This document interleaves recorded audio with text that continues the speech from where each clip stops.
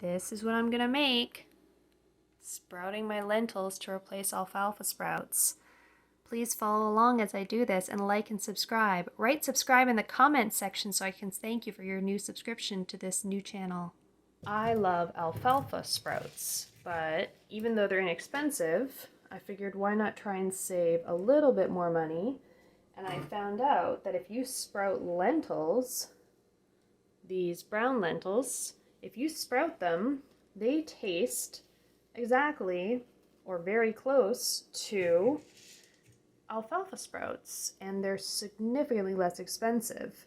If you keep an eye out at some Hispanic grocery stores, I have found 3 pounds up to 4 pounds for $1. So what you're going to do is just what I'm doing right now. You're going to spread out your lentils on some paper towels. You could probably do it on a newspaper, napkins if you got them. And I'm just doing this old baking dish because I won't be using it for about the next week or two. And I'm going to spray down the lentils, keep them moist. You actually don't really need to keep them in that much sunlight. I've kept them far away from a window before, and they'll just sprout up. I will show you how they grow along and how it progresses. The one thing you're going to want to make sure is that you actually don't grow them for too long because they can get kind of a woody flavor to them. And that's actually can get a bit, believe it or not, it can get a bit hard to chew.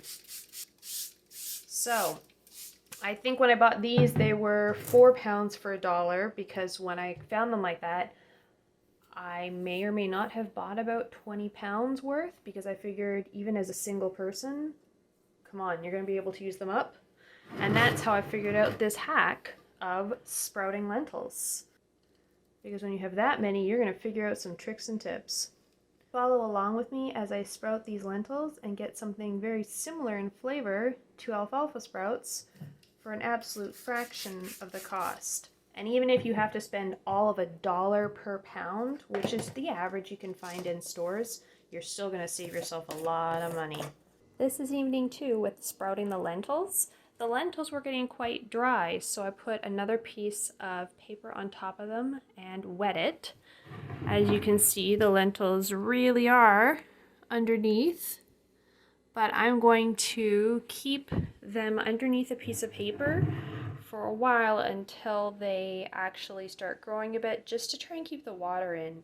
I check this to see if it needs water. I've done water morning and evening, but the biggest trick for me was evening 1. I realized they were just getting too dry too quickly, so I've done this before where I add a piece of paper on top and wet that down to help keep the moisture in.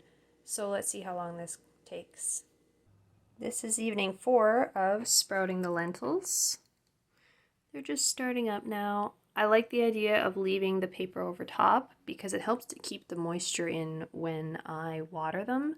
Try to put water morning and evening. Sometimes I will admit I may have forgotten one day and then done it later in the morning, but this helps to keep the moisture in, especially because I live in a dry climate. So I will keep you updated. This is night 6 with sprouting the lentils. I took the paper off because they're growing half into this direction, half into this direction.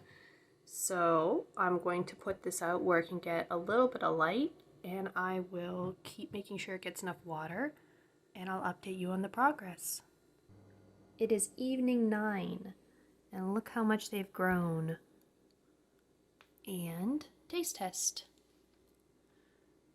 So you're not going to want to eat this part down. From my finger to the right, don't eat that part. Yep, tastes great.